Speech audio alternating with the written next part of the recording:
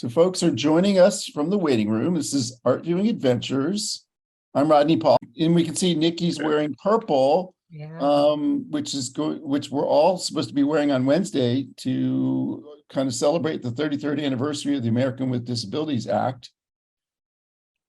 So I encourage everybody to do that. And Dragana, also. Nikki, what's the name of your dog? Her name is Dulce, after Dulcinea. Don't say. Dulce. Dulce. Dulce. But she is not Dulce. She's a little bit agitated. Do you think Dulce, does she enjoy sculpture, perhaps? Yes, she does. She enjoys gardens. She loves to smell things. Yeah. We're going to be seeing a lot of sculpture today. We have a couple minutes before we start, but Dragana, you have introduced me to a number of great places for art in Sonoma and Napa counties. Yes, indeed. And so they this are. is kind of the first one. What are some of your other favorite places to go for art? Oh, I love going to Di Rosa, that I know you went yesterday. Di Rosa Foundation in Napa. It has a marvelous collection of both indoor and outdoor art, and it's actually a great place also to go for a little art hike, because you can climb up the hill and see some art in the process.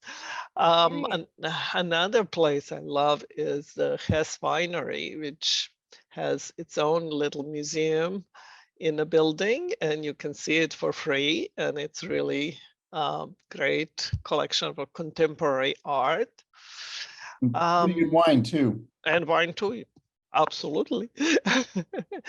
And there is also Sonoma Museum in town of Sonoma Museum of Art, which is very small, but always have very interesting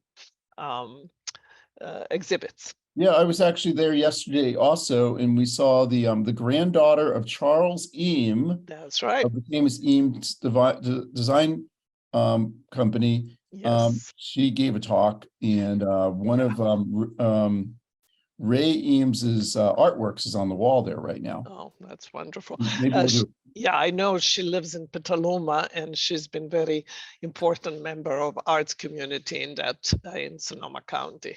Yeah, her name is Lisa Dimitrios. Yeah. Lisa Dimitrios. And but yeah, she had some. In fact, I think we'll probably want to do something about the Eameses sometime soon, and we'll definitely want to do something about the Sonoma Valley Museum of Art. Yep. Because they're going to have a Richard Mayhew exhibition coming up in September. Absolutely, that would be great event. So we are at 1 o'clock. Nikki, why don't you go ahead and get us started? Okay, hi. So nice to be here again. It's been a little while since we've gotten together, so this is very nice. And this is Art Viewing with Rodney and his guest Dragana Monson. I hope I said that correctly. I don't think Dragana Monson. Dragana Monson. Dragadona. I don't know what I'm saying. I'm always trying to make everything sound like it's in Spanish for some reason. So it would be Dragadona or La Doña Dragon. Anyway, so we're here. We're the Community Living Campaign. And Jennifer's our tech. Thanks, Jennifer. And we've got some old friends here. We've got Paco, we've got Tommy and other people. Tommy's with La Frida in the background, which is so beautiful. So the Community Living Campaign in San Francisco is dedicated to advocacy and bringing services to seniors and people with disabilities. So we do a lot of programming online, and what we do a really lot of is trying to close that digital divide so that people can stay abreast of tech, because we're all going to need it whether we like it or not. Just going to the pharmacy and filling the meter, it's tech, right? So anyway, we do a lot of that. I'll put our events calendar in the chat, and you can, for example, you can see this program again. This is being recorded, and we have I got to look at the calendar, but I think Richie Uttenberger is coming up. I think he's actually going to wait a week. He's going to be doing a Gordon Lightfoot program a week from today. That would be nice. And Gordon Lightfoot, who died earlier this year. Yeah, that was a sad day. So you can get this calendar in the mail, or you can look at it online. It's got all our classes and programs. So that's all I want to say for now, because I want to hear what Ladonia is going to be talking about. Thank you for being here. So thank you, Nikki. This is Thank you. Art Viewing Adventures. I'm Rodney Paul, and we always like to talk about art in different places, but we always particularly like to focus on the Bay Area. And so I'm joined by Dragana Monson, who is a fellow guide at what we call the San Francisco Unnamed Museum of Art, or SF-UMA. She and I love talking about art. We do. And Dragana, you live in the North Bay, and you know a lot of really cool North Bay places for art. Yes, indeed. Including the one we're going to talk about today, which is called the Donum Estate. It is a wine region that's right behind me. You can see it's a very calm day. There's not a lot of wind right now, and just to be out here in the vineyards is wonderful. But Dragana, you're going to show us a lot of images of I will. things we can see there. So why don't you go ahead and start your slides? Okay, let's try. So. And also special welcome to Paco, who is back. We've missed you, Paco. It's really great to have you joining us again. So am I sharing my screen now? Yes, yes. Wonderful. So you can all see it. You already get some idea about what we're talking about. Rolling hills and lakes. And it's really very beautiful, bucolic landscape, where about 200 acres of mostly vineyards and grassy hills, where about 50 major works of art are distributed across this beautiful land. And it's really a collection that is growing all the time. It's right now it has about 50 artists, but it's, as we speak, they've been adding and adding. But among the artists that they show here are some really important global superstars, Yo-Yo Kusama, Ai Weiwei, and many others. So this impressive collection was started by Alan and May Warburg. He is Danish-born businessman who started his career in China, married a Chinese woman, and they jointly started collecting in mid-90s. In 2010, they bought Donum Winery in Sonoma. And originally they did not plan on having art shown in it, but by about 2015, when they realized what opportunity this would be to showcase their works they already collected, they started bringing both pieces that they already had, but also pieces that they commissioned for this particular piece, for this particular land site. Dragana, can you tell us, like, where exactly is it? So it's in Sonoma County, but where? It is in Sonoma County. It's actually very near town of Sonoma, just I think about 5-6 miles away from Sonoma Plaza. So it's in right there in wine country, as they call it. It is not open to public except if you join tour, and they do have online, different various tours that they offer. But of course, all of that costs some money. So this is a nice opportunity to see it without paying any entrance fee. How about that? I've actually bicycled. It's a beautiful area for biking. And I biked by the estate and just you can see some of these works, like you can see that it's a very enormous sculpture at the top of the hill in your photograph. Yeah, part. this one over here, right? We'll see more of that, but that's something Yes, you can see off in the distance, and it's all quite over. startling. So, well, let's go and see what you can see. So, what I'm actually giving you right now is a kind of idea of tour of the estate, and this is the first thing you see. Actually, I think, Rodney, you saw this from the road passing. Yeah, and it's kind of, it really gets your attention. It's like this enormous elongated head at the end of kind of a driveway, I guess, right? Yeah, exactly. So I guess you start. I was going to ask you to describe what you see, but yes, it is the enormous head. Do you have any sense of how big is this thing? Well, you can see, because you've got that house in the background, it's got to be very big, and it is very big. It's also the trees, like these are not small trees. No, it's but you see how she's appearing behind the curve of the road, right? So it's little it's difficult to tell maybe the actual size, and I can tell you it is 40 feet tall. So if you think about it, 40 feet is a quite large sculpture. And very few people have heads that big. That's, I mean, some people think they do. Well, this is a work of Jaume Plensa. He is artist from Spain, from Barcelona, and the name of the sculpture is Sana, which is the name of this girl. This is one of series of sculptures that he did, and they all carry names of the different young women that he photographed and then created the sculptures of.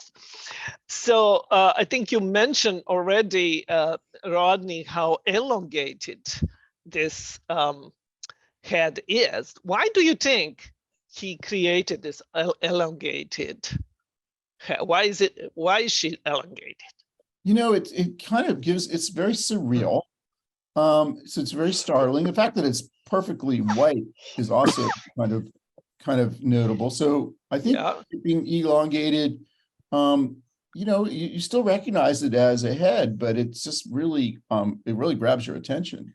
It does. He said that he elongated it because he wanted us, when we come close to her, because she's so big, right? And we see her from below, that elongation actually changes perspective. So we see her more realistic from looking from underneath than if she would be completely realistically built head. So I mentioned that each one of these heads is based on a photograph. He was combining the photography and sculpture.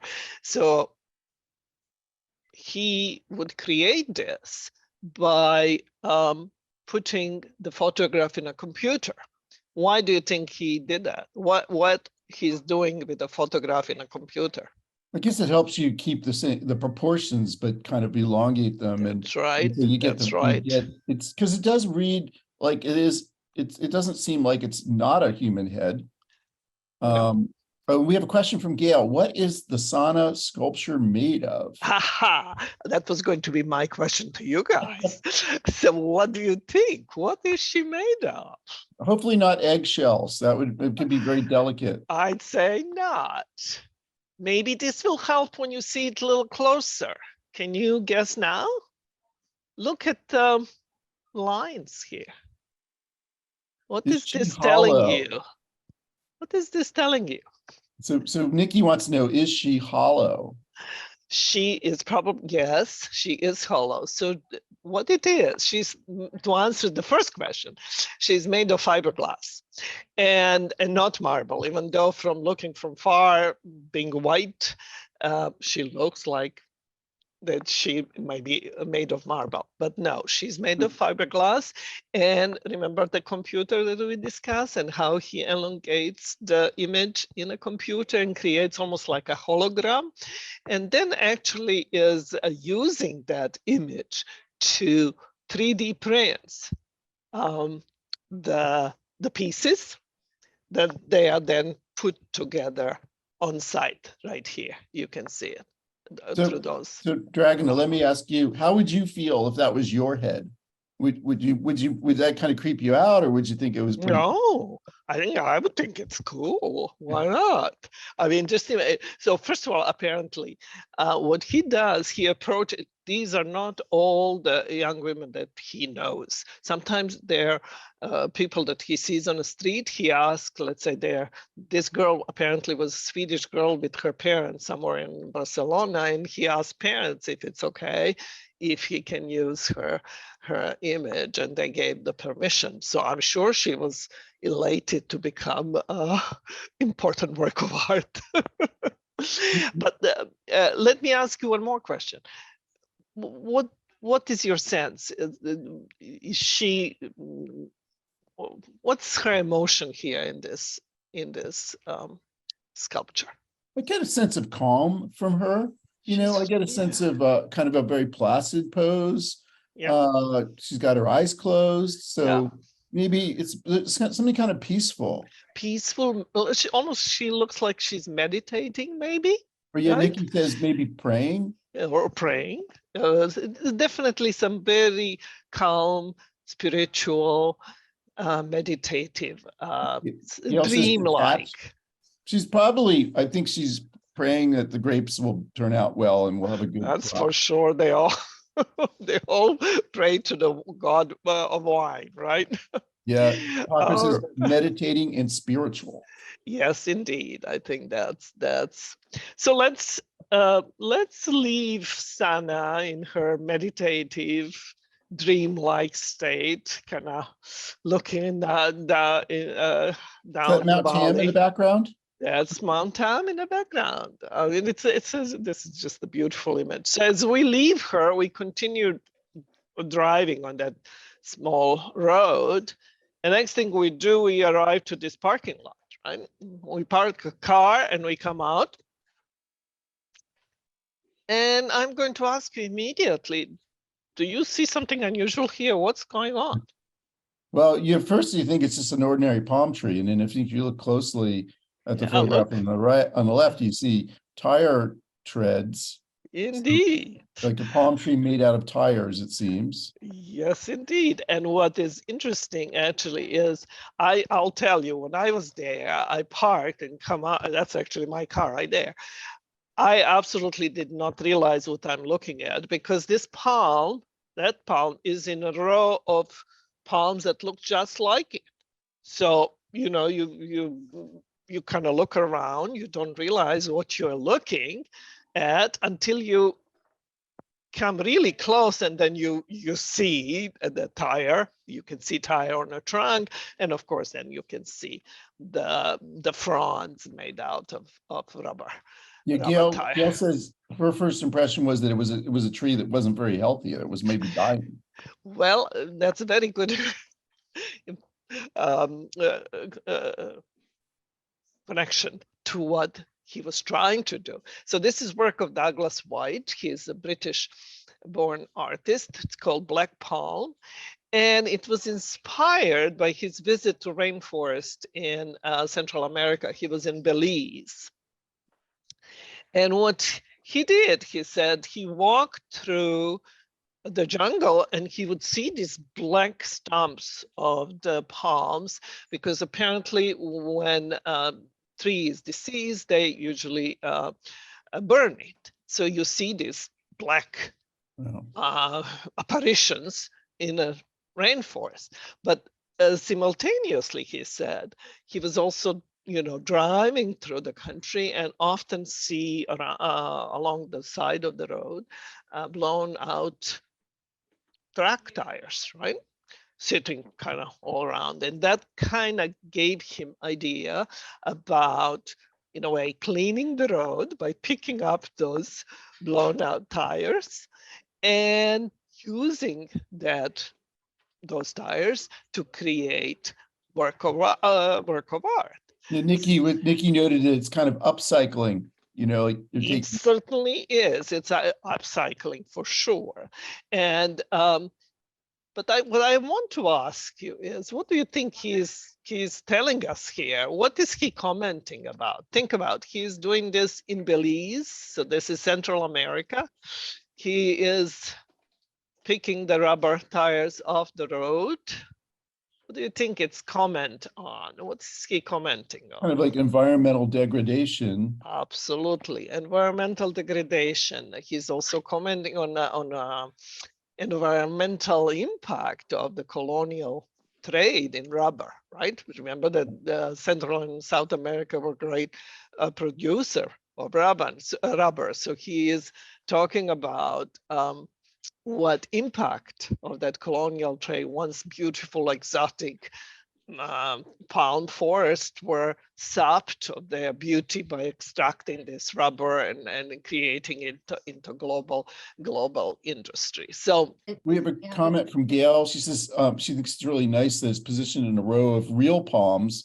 Makes the comment through this piece even stronger. I think and I think someone else noted that the birds seem to like it. Birds seem to love it, actually. I can't say I know why, but maybe it's easier to land on those rubber fronds rather than the real ones. I don't know, but they are definitely there. I took this picture, so they were not posing for me. So They get better traction. Yeah. Anyway, so let's now move. So as we turn away from palms, we actually, you can see palm right here along the path. You kind of approaching entrance to a Donum home, which is kind of hospitality house. This is where the people kind of congregate when they come to visit this sculpture park. And this building was designed by Matt Hollis in 2017 to pay homage to the buildings that used to be here. This used to be a dairy farm. So he created a building that kind of looks like a white clapboard, there, low slung with a little pitched roof, dairy farm. Very unassuming, kind of sitting low in the landscape. And you can already see as you're walking toward the building, that building is surrounded by art. There's something here, you see something there. So it's a very nice, appropriate entrance. And as we get close and we come through this big, I think copper doors, we approach the lobby with this enormous north-facing skylights. And I'm going to ask you, when you look at this, can you tell what this is? Anybody? Well, you see, something red and something yellow up at the top, and maybe there's another color there. Pink. They look like maybe they're some kind of maybe balloons or something. Is that? That's exactly what it is. Actually, she thought they were smoke detectors. It's a little hard to tell, like, if there's some kind of device or some kind of surveillance thing. No, actually, they're actually balloons, and it's a piece of art called a wine mirror balloon by Danish artist Jeppe Hein, and they are made in 3 colors of wine that is produced at Donum: red Pinot Noir, Rosé, and white Chardonnay. So those are those 3 colors. And the artist said that he wants to kind of bring a smile to the face of visitors when they see these balloons up in a ceiling, almost looking like they were lost from a child's hand. And he used the mirror reflecting surface in order to kind of reflect surroundings. And I suppose even you can see it maybe here. You can see the figure reflecting in the balloon. So anyway, the space is very clean, very simple, very Scandinavian in a feel, offers these beautiful views of surrounding countryside. And but the main piece inside of this lobby, there's something that I really wanted you to see, is this piece by artist from Ghana. His name is Al Anatsui. It's this enormous, large tapestry-like, right? So if you look at it and look at this close-up, do you have any idea what this tapestry is made of? Look at this. I'm gonna see. I'm gonna throw that out to the audience. See if anybody has some thoughts on what this thing could be made of. Look at All this. these different colors. I see. Gail's wondering if it's feathers. Looks like beads to me. Beads, Beads. okay. Anybody else? And then we have a question: is Ansui the same artist who has an enormous soft sculpture at the De Young? I think so. Indeed, right? it is. Yes, it is. It is the same artist, except one in De Young is goldish, made out of kind of gold pieces, right? And this one is not, red, yellow, and I silver. see a guess of candy wrapper. Oh, And then that's- Pauline says garbage, including bottle caps. yeah, that's the right answer. Bottle caps. Main material is aluminum bottle caps. You know, on top of Coca-Cola or whatever, on top of these glass bottles, you have the bottle caps made out of aluminum. And each one of these round things is actually squashed or, you know, aluminum bottle cap. So It's noting that there's another work by this artist at the Broad in Los Angeles. Is that it's true? certainly true, absolutely. And they're always very large. He always uses found material if you want. He's now very well respected, very well regarded, and he has a studio in Nigeria, in Lagos, and has lots of assistants. So you can imagine that studio probably has bins of all kinds of bottle tops and all kinds of different materials that can be used to create something like that. Now, let me ask you, the title of the piece is Rehearsal. Does what that evokes in you? What do you think when I say rehearsal? What, and you, oh, sorry, and looking at it. So Why is it rehearsal to me is something you're like practicing something for some kind of final, more perfect work. Okay, what about rehearsal as we connect it to a theater curtain? You can, in my mind, that could also be kind of interpretation of something that opens and closes to unveiling something, right? Whether it's a theater performance, ballet, or whatever. So it could be all kinds of interpretation for this piece. Yeah, there's a comment from Pauline I want to call out. She says, she originally called it garbage and then kind of rethought that and says it's unrepurposed material until someone repurposes it. So this would be garbage, it would be refuse, but instead the artist has found a really interesting way to reuse it.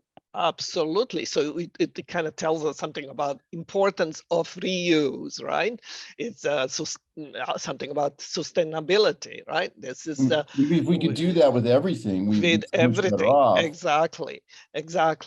And also this is African artist, and these bottle caps are originally probably Western imports into Africa. So you can talk about exchange and impact of of globalization on Africa. So there are all kinds of connotations here that we can talk about. So they're getting like raw materials from Africa, turning it into, these more finished products, and then this person's trying to kind of complete the cycle. Exactly. All right, let's now see what's next. All right. It reminds me of the popularity of jeans with holes in them. these, Yeah, because of all the holes in the piece. Yeah, I suppose. Yeah, yeah. You know, I it's can like see another that. Yeah, one. yeah. One For sure. man's trash is another man's treasure, right? That's exactly right. All right, we have so much to see, so let's go. So as we get out to now start really touring at the estate, the first thing that we encounter is this piece by now global superstar Yayoi Kusama. I don't know if you heard, but we will actually have one of her infinity rooms at SF MoMA in October. It opens in October. So she's known for these colorful works, often using dots everywhere. And one of her kind of trademark motifs are dots on a pumpkin. She creates these pumpkins that are her homage to this very humble vegetable, if you want. And I read somewhere that she grew up in a wartime Japan where hunger was very common, but because her family had a wholesale farm with vegetables and pumpkins were a really important part of it, they were never hungry. So she developed her love of pumpkins then, and it's kind of, they said, lifelong affection for this vegetable. Look at how let's actually first look at it, and let me ask you, do you have any idea which particular pumpkin is she reproducing here, or which particular pumpkin inspired this? Well, What is this? it's certainly not the pumpkin we associate with, you know, our American Halloween. No, but we do actually have a lots of them in the markets. It's you know, Japanese pumpkin called kabocha pumpkin. Kabocha. We You don't know, they know have that those. pumpkin. Yeah, yeah, that's kind of the shape, and they have markings on them. They're not necessarily circular, they're more kind of line-like, but sometimes they have spots. So apparently that's the inspiration. And she said, pumpkins have been a great comfort to me since childhood. They speak to me of the joy of living. They are humble and amusing at the same time, and I have and always will celebrate them in my art. We have a question. Are her sculptures always sited in water? No, not necessarily. In this case, it is sited, and even the pumpkins are not always sited in water. I've seen them on, you know, on a pedestal, on some kind of rocky pedestal. But in this case, I think they decided that to put it in a shallow water to add another dimension by, you know, reflecting the sculpture into Yeah, the water. if you can back up, I think it's a couple back. The image, that one actually has, it's a very nice, I think. Exactly. It's very playful, I think, with those dots, you know, yes. And I also like the fact that there's black dots with a gold background, but on the very top, it's gold dots on a black background. Yep, indeed. And that kind of brings us then to me asking you, what do you think is this made of? I would think it's some kind of maybe metal. Yeah. What other folks think? Tin. Copper and rubber. Copper and rubber. Actually, it's all metal. It's bronze, but sometimes they're made of stainless steel. Sometimes actually I've seen some in mosaic too, but this is bronze, and these apertures are typically cut out of the surface so that dot pattern can creates in two different levels, right? So she plays with the light and shadow and how they reflect. The black part is painted, right? black bronze. And then this is more left as a metal finish of the bronze. So you get two different colors and two different textures of on the surface. I didn't ask, do you have idea? I mean, how big is this? I mean, you can see it Tree here. next to it to give it some context. Yeah. Like most of the works in this collection, it's much larger than life. It sure does. It's I'd feel say it's 8 about feet? 8 feet. Yeah, Yeah. I'd say it's about 8 feet or so. So And that I would think keep you fed for a while. that's for sure.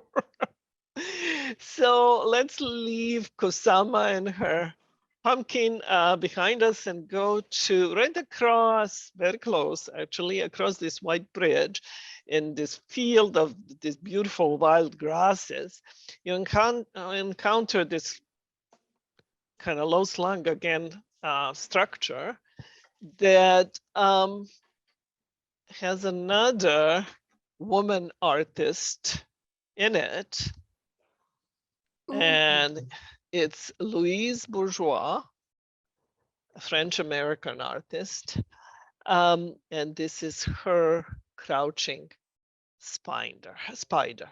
So let me ask you immediately, what do you think? Do you Well, think I'm myself pretty familiar with Louise Bourgeois, so maybe someone who hasn't seen this before, I'd love to hear your thoughts. Would you like, so yeah, what do you think of it? Would you want this to be in your living room? What's the reaction folks have to this sculpture? Hell no. Hilton. Hell no. I don't want spiders can be seen as scary. Yes, indeed. And first of all, Rodney, I don't think any of our living rooms could take something of this size. This is enormous. You probably have Mine could, but I don't think it'd be 25 feet by maybe 10 feet or so. It looks dangerous. It looks dangerous. Looks dangerous, looks maybe scary, right? It looks a little bit menacing. What is it made of? What do you think? Some kind of metal? It's yes, it's Maybe also actually bronze? steel. No, in this case, typically actually her spiders are made of bronze, but this particular one is actually the first one that she made in steel, and that's why it's enclosed in a room. They built this gallery space just to house this this sculpture because being made of steel, it's susceptible to rain and to weather, so it needed to be protected. And what also gives you kind of idea about how it's made is that you can see how she welded this extensions, right? So the welds, roughness of these welds actually give the sculpture this lifelike, almost scary appearance. So you can see it here too, right? So everybody said it seems like scary, menacing. Paul Ann says the spider is less scary when you think of its legs as vanilla bean pods. That can be quite delicious, right? They could be, but actually, Louise Bourgeois never talked about spiders as menacing or scary. She called this whole series of sculptures maman, meaning mother. She is equating the spider to a mother-like figure. And actually, I'm going to tell you what she said. She said, a spider, why the spider? Because my best friend was my mother. And she was deliberate, clever, patient, soothing, reasonable, dainty, indispensable, neat, and as useful as spider. So this was kind of her homage to her mother. We have a question from Gail. Does Louise Bourgeois only do spiders? And she certainly well known for her spiders, but what are She's- some other Louise Bourgeois works? They are actually, we have at the museum one of her early works, which So was, if you remember, SF the MoMA. at SF MoMA, the wood sculpture. Yeah, which is on the second floor, which, Yeah. by the way, is currently free. Yeah. You do not need to be even a member. You can get a Yeah. free ticket to see that second floor, so you could go see Yeah. it. So so there she's known for those. She's also known for her soft sculptures, lots of things that she made out of yarn, soft material, sewing. So she lived, I think, almost to be 100.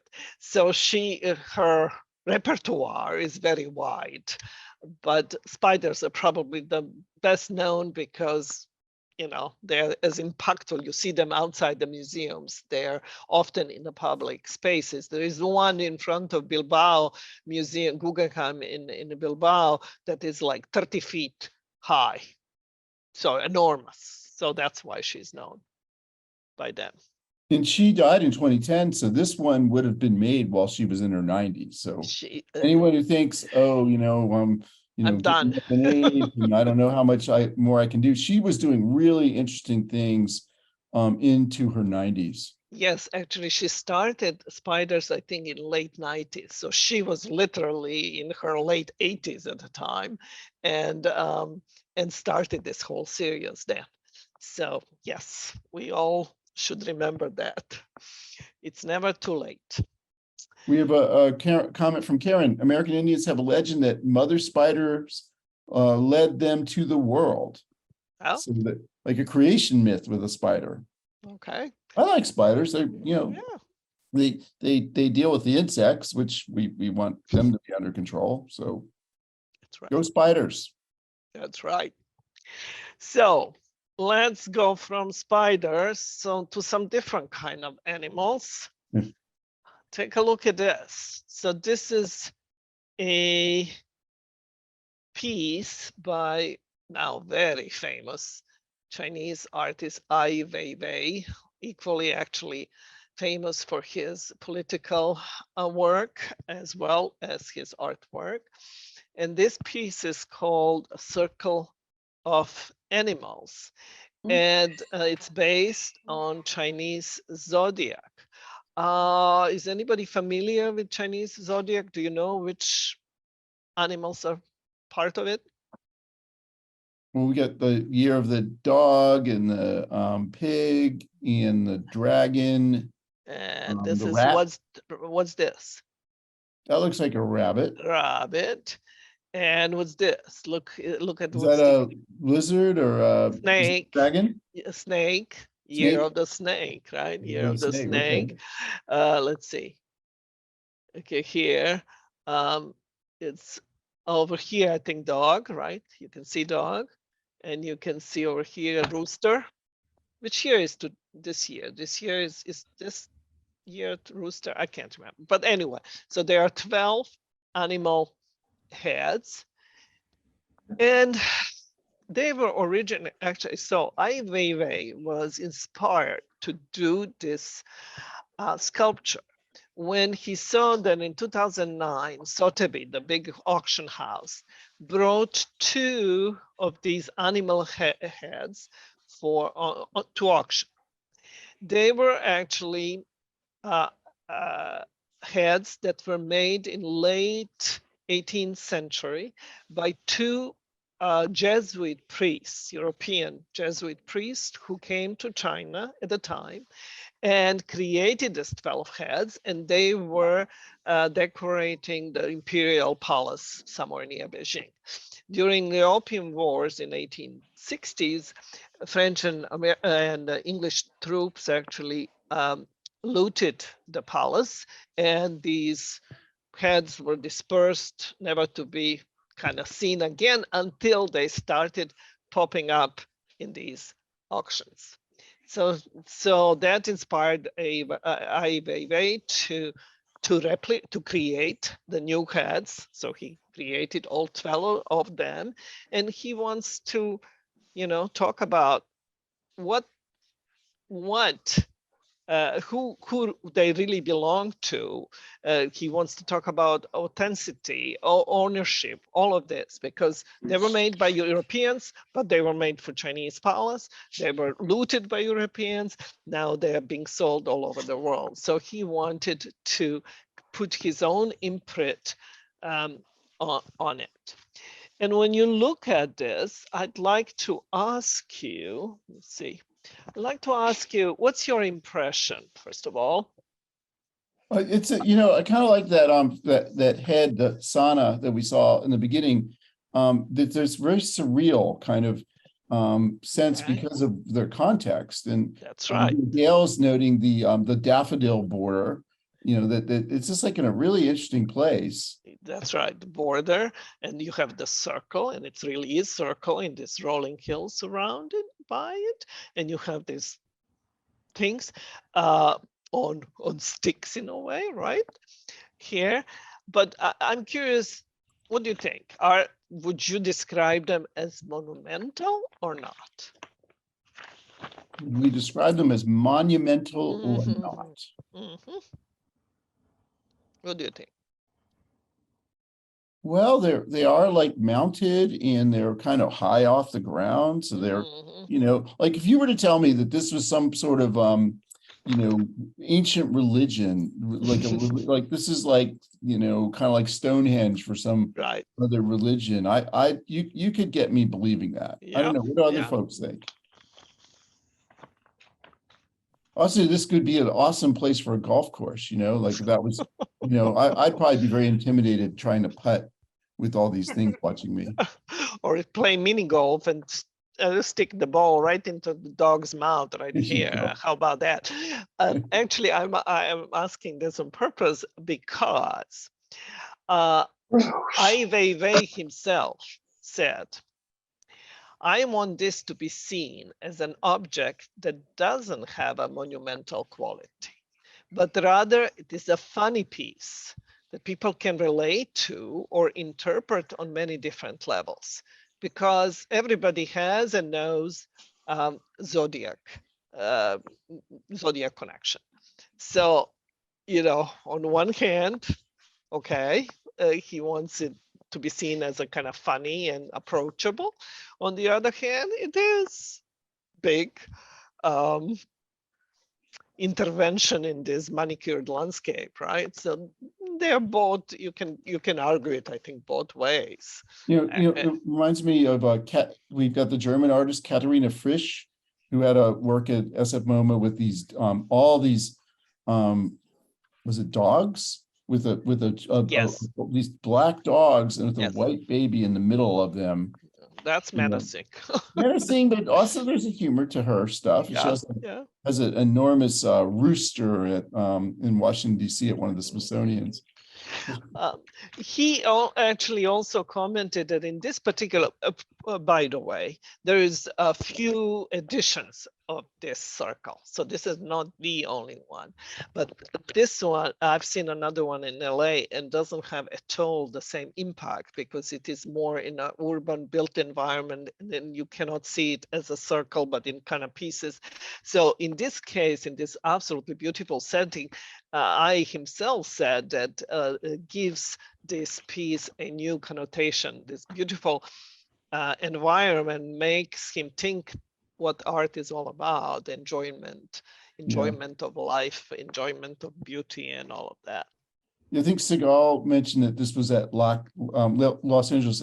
Exactly. I just saw it at LACMA just a few weeks ago, but it does not have the same impact.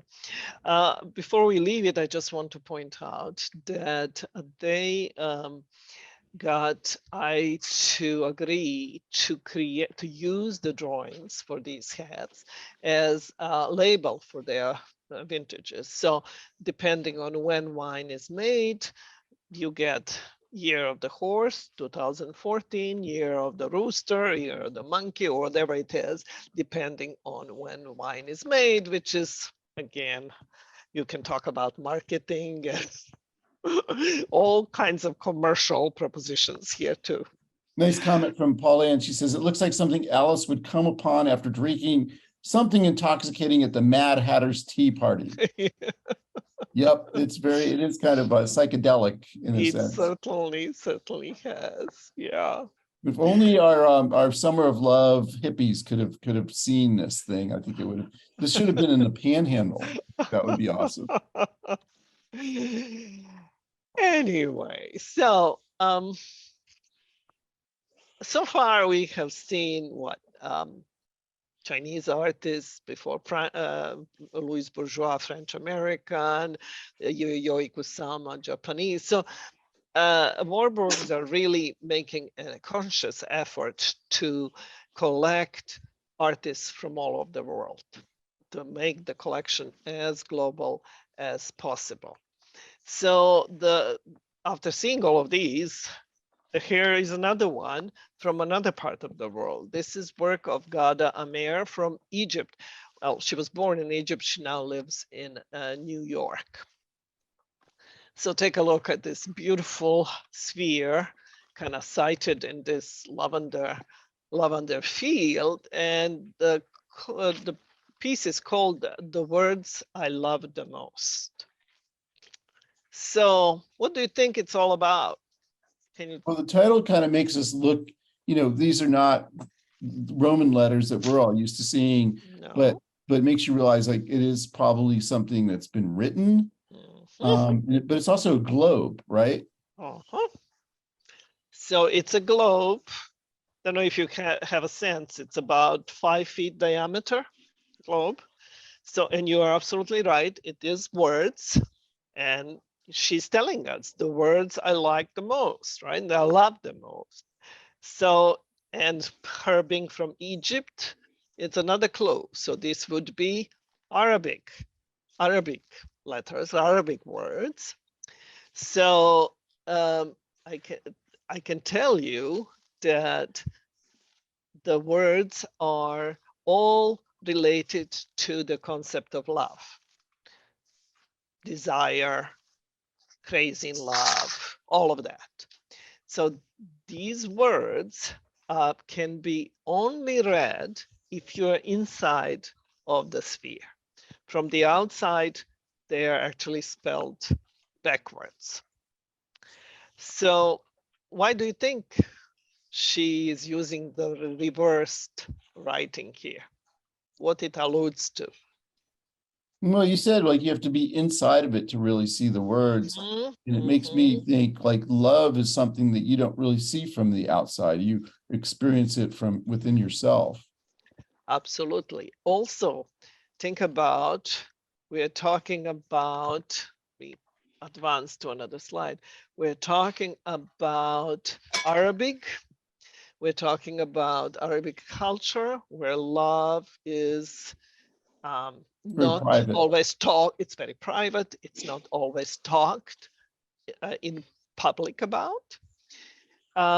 She said, and this is a quote, "When I learned that the Arabic language has over 100 words to express love, I was fascinated, not only by the sheer quality or quantity of those words, but also because it seems that the Arab world has forgotten to use them. It was this thought that inspired me to create a work that integrated these words of love, shedding light on a positive aspect of Arab culture." So it's she really wanted to create this very positive image. And what else kind of strikes you when you look at it? What do you think? Look at this. I want to call out Gail's comment. She says, "We're all in the world and we all, despite language, use words for love that are important to us." Yeah. So there's like that way, that combination of the image of the world as a globe with the words. With the words. I think that the shadow is really significant here. It casts a really beautiful shadow. Absolutely. It's integral element, part of the sculpture. You cannot really separate one from the other. It's and also look at this close-up. It's really beautiful to see how the exterior of the sculpture is very textured. It's very rough, right? And then if you look closely inside, is see how smooth. So she is again using two different textures too, for the really big effect. Yeah, and it must have taken an enormous amount of time to create this. This looks like Yeah. something that would really be a labor of love. Yeah. Another kind of love, I guess. And it looks like writing, right? It looks like a writing in space. It's like somebody, right? So actually, which leads So, me and to then this. one more comment from Gail. Once again, the sighting for the piece is beautifully perfect. The lavender spikes juxtaposed to the round sculpture and writing. Yeah, it is. I think that's something you see repeatedly in this location is the marriage of the site with the artwork. Absolutely. Of course, we should remember you do have a lavender, well, I don't know, 3, 4, 5 months a year. So it's not always looking like in this picture. But no, am I just seeing this with Western eyes when I, we have an association of lavender with homosexual love. Oh. So I don't know if that's an intention of the artist or if I doubt. Somehow I doubt. I doubt because I think she made this not for this particular site. So this was, they just cited it in the field of lavender. So maybe the Donum Estate people are, that's something they're thinking about when they do this. I don't know. I must say I did not encounter any reference, so I can't say one way or another. No. But there is another lavender field sculpture right very near, actually. Look at this. Do you recognize the shape? What is this? Looks like something from nature, maybe floral. Yes, indeed. It's actually a flower. And it's a flower that it's actually very common. Here, I have it in my backyard. It's a morning, actually you see it, morning glory. It's made by artists from Cambodia, Sobhip Pitch. And it's, you can see how different it looks like with the lavender fields behind now cut without any lavender, right? It's you see the impact of the flower around it. But actually, this allows you to see it maybe better. And you see, first of all, how large it is. Any ideas? How big is this? Yeah, again, I think that would be taller than I am. So I'd maybe say 5, 6, 7 feet tall. I'd say about 20 feet long. 20 feet tall. Yeah, 20 feet long. It's long. Yeah, Gail's saying she thinks it's humongous. Yeah, it is humongous. And now, when we say morning glory, you would think about beautiful blue flower, right? That's about as far as we get with it. But in Cambodia, it has much more meaning that is much deeper and more poignant. Apparently, morning glory flowers grow like beads all over Cambodia, and he wanted to pay homage to this weedy plant that was used during Khmer Rouge rule as to help people survive through hunger and starvation because there was nothing else to eat, and they use morning glory as food. So he said that he wanted to remind people of it, that never to forget that time. So I want to ask you, what do you think this is made of?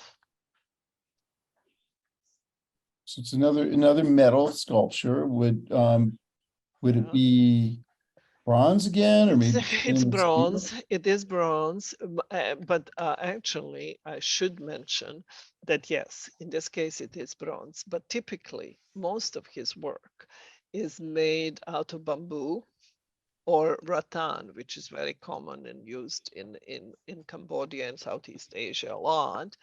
And he now has a studio in Phnom Penh. He returned from United States back to Cambodia. He has studio there and has assistants who are helping him put tie all these rattan sticks into the shapes that he wants.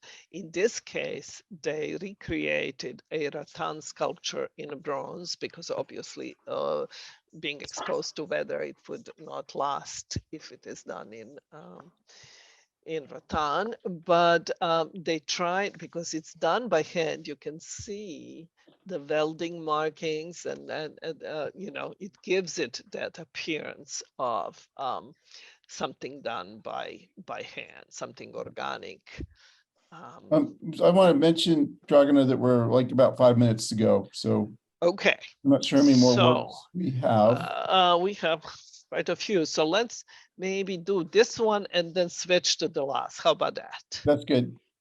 All right, because this kind of goes together, and I don't want to miss this one, because this is again another sculpture which is like, looks like a drawing, right? Drawing in space. So what is this? It looks kind of like a giant slinky, but it's not, I mean, it's not quite the right shape. So it looks like maybe some kind of animal. It sure is, and it's a rhino, right? And actually you can see my shadow right here photographing. So this is, how big is this? Look at it. It's taller than the field right next to it. It So sure yeah, I'd say is. again, maybe like 5-6 feet tall. It's actually 9 feet long and probably about 6 tall. So yes, it's a actual life size rhino that so when you look at it, does it appear ferocious? Does it appear kind of No, I don't scary? think so. I think it kind of, although he's got his head down, I don't think you'd want to be in his way. Is he kind of looking like he is maybe charging? I guess But he could be. You definitely want to, you don't want to irritate this guy. But notice this. So he is stopping the animal. Animal is actually captured, right? See, Oh. there is this piece. So he wants to talk about how man is able to, with his ingenuity, to control the sheer power of the wild animal. Now, how do you think this is made? Well, it's so intricate. You know, there's so many lines. Uh-huh. So you got to wonder, you know. Okay, I understand. I know the customer. Yeah. Look. We'll mute whoever that is. Yeah. But I'm not going to. Hold on, let's figure out who's making that noise. So maybe we can get that person muted. Yeah. But yeah, I think it's, I don't know. Why don't you tell us, Dragon? Is it another computer generated image? It's another computer generated image. Actually, he is in computer creating a 3-dimensional image of the rhino that is then printed in clay, 3D printed again. It's now process that most of the sculptors use. And then again, here he has the assistants who apparently spent 4 months wrapping this clay sculpture in a stainless steel wire to get the shape. And if you look at it, look what that does is creates again another piece of art just by reflecting it on a ground, right? Similar to that sphere that we saw in Arabic letters. So see how that works, but also notice how, depending on the weather, how different impact. And sunny, where shadow is very clear, versus gray, where there is no shadow, and you kind of. Yeah. All right. So I think what we're going to do now, I think We're going to jump through a just bunch of jump slides. through the slides, and I'm not even going to try to tell you what these are. You will just take a look at it. All good stuff. It's all good stuff, but we just simply don't have time to look at it. Look at these. Those are all so cool. India, I know. We should do this in 2 parts. Maybe do a part 2, yeah. Part 2. But I will just finish it with this so that we have somewhat complete. You saw the beginning, and this would be the end of this is the pavilion that was just recently built last summer, actually, by Danish artist Olaf Eliasson, and look at what it is. It's a pavilion, it's an event space that has this roof that's made out of recycled glass, kind of circular element that kind of hovers over the space. And that is apparent, and as you approach it by this dirt little path, as you are approaching it, all what you see is this hat. And as you come closer, you are kind of almost enveloped into these colors. So what you see really is a circular hat that is inspired apparently by the history of the circular calendars. And it consists of 832 laminated pieces of recycled glass that sit on 12 stainless steel columns around. So it was built offsite and then brought on a site and kind of assembled all together. And since the floor is sunken, right? As you're standing in, you kind of, your eye level is level of the surrounding landscape and grass. And you just get overwhelmed with this beauty of the colors, and colors are apparently inspired by the surrounding landscape, these golds, greens. And the top opening, this oculus in the top, can allow you to see the sky, right? And because roof is above the ground, it allows the space between ground and roof, wind goes through. So it kind of gives those elements that are so important for growing grapes. Wind, sun, they're all part of this piece. Yeah, and it's another work that the shadows are really spectacular. Yes, that's certainly. And it seems like this is a site, you know, it's in Sonoma, it's in a place that gets a lot of sun, Yeah. Particularly this time of year. Yeah. And they do a great job of taking advantage of that. Yeah, this is the last slide. So that's it. We are Well, little bit Dragana, over. thank you for this delightful tour of the Donum estate. You know, it's maybe we'll have to figure out some way to get there at some point, because it does seem like a very special collection of sculpture It is. in the Bay Area. It is. It's always great talking to you about these art things, and I know you put a lot of effort into putting these images together. So thank you for that. Thank you. I want to thank everyone for tuning in to Art Viewing Adventures, and I'll just say one more time that Wednesday will be the anniversary of the passage of the Americans with Disabilities Act, and Jennifer Walsh, who's been our wonderful technical moderator today and is for each of these, is asking us all to think about wearing purple on Wednesday to show solidarity with everyone who benefits from the Americans with Disabilities Act. I happen to be someone who also benefits from it.